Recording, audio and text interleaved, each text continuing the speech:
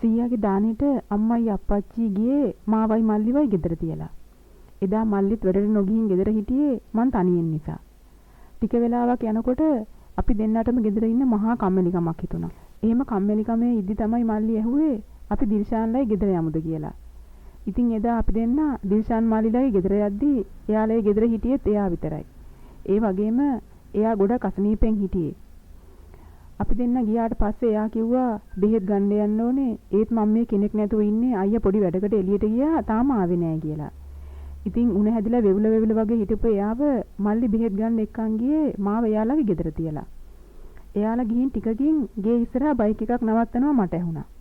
ඒ ටිකකින් පොඩ්ඩක් මේ දොර අරිනවාකෝ කිව්වා. ඊට පස්සේ දොර නෑරම් බැරි නිසා තමයි මං හිමීට ගිහින් දොර ඇරියේ. එතකොටම මෙයා මාව දකින්නත් කලින් කිව්වා ලෑස්ති වෙනවා බෙහෙත් ගන්න යන්න මං ආපහු යන්නත් ඕනේ කියලා. එතකොටම තමයි එයා මාව දැක්කේ. ඔයා කවුද?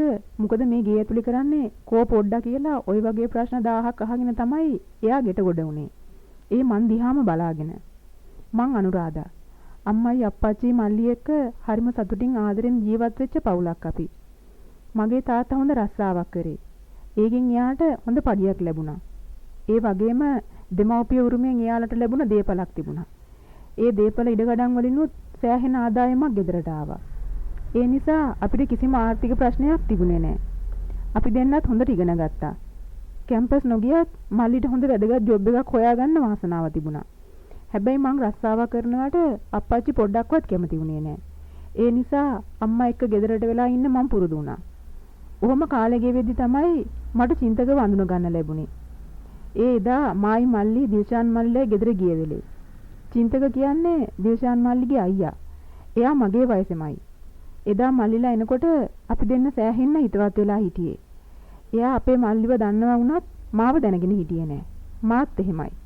එයාලගේ ගෙදර හිටියේ එයයි මල්ලි විතරයි. ඇක්සිඩන්ට් එකකින් එයාලගේ අම්මයි තාත්තයි දෙන්නම නැති වෙලා ඒ මීට අවුරුදු ගානකට උඩදී.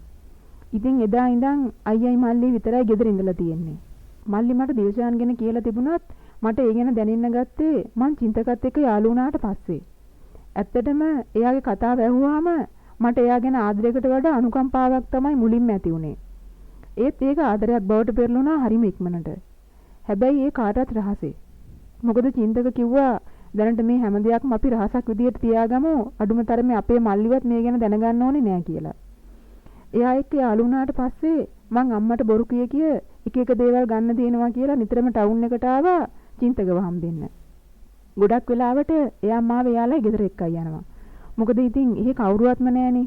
එහෙම ගියාම අපි අපේ ලෝකේ තනි වෙලා සෑහෙන සතුටක් විඳිනවා. හැබැයි සීමා සහිතව. ආයෙ ගෙදර එන්නත් මට ලෝභයි එයාව දාලා. ඔහොම හරි ආදරෙන් අපේ ජීවිත ගෙවනකොට දවසක් අපිට හරි වැඩක් වුණා. එදත් මං අම්මට බොරුවක් කියලා ඇවිත් චින්තකව හම්බුණා. එයා වෙනද වගේම මාව එදත් එයාලා ගෙදර එක්කන් ගියා. ගිහින් පැයක් හමාරක් විතර යද්දී එකපාරටම දිල්ෂානුයි අපේ මල්ලි ගෙට ආවා. වහලා තිබුණත් දොර ඒක ලොක් කරලා තිබුණේ නැහැ. ඉතින් දෙන්නම ඇතුළට ආවා. එයාලා එද්දී අපි අපිට තුරුල් වෙලා අපේම ලෝකෙක තමයි හිටියේ. එකපාරටම මල්ලි මට හයියෙන් කෑ ගහද්දි තමයි මං ගැස්සිලා වගේ චින්තකගේ තුරුලෙන් ඈත් උනේ. එදා මල්ලි මට පැනපු ගමන්ම කම්මුලට පාරක් ගැහුවා. මාව විසි වෙලා ගියා ඒ පාරට. දිල්ෂාන් නම් වචනයක්වත් කතා කරේ නැහැ. ඒත් අපේ මල්ලි චින්තකයි අතරේ පොඩි වචන හුවමාරුවක් සිද්ධ වෙද්දී මං මල්ලිවත් ඇදගෙනම එළියට ආවා. එදා එයා මාව ගෙදරගෙනත් අම්මගේ ළඟට තල්ලු කරලා අම්මට හැමදේම කිව්වා. අප්පච්චිවත් ගෙන්නවා. එදා එයාලා මට කිව්වා චින්තකව අතාරින්න එයාලා අපිට ගැළපෙන මිනිස්සු නෙවෙයි කියලා.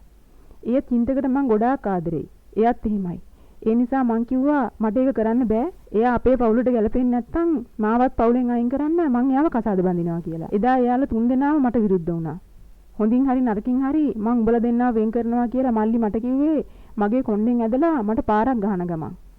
එදා එයා මට කොච්චර ගැහුවත් අඩුම තරමේ අම්මවත් එයාව නැවැත්තුවේ නෑ. එදා ඉඳන් මං ගෙදර හිරකාරියක් වුණා. මල්ලි දිල්ෂාන්ව පවා යාළුකමෙන් අයින් කරලා තිබුණා. එයාලගේ අපේ තිබුණ නොගැලපීම තමයි එයාලා අඩු කුලයක මිනිස්සු වෙන එක.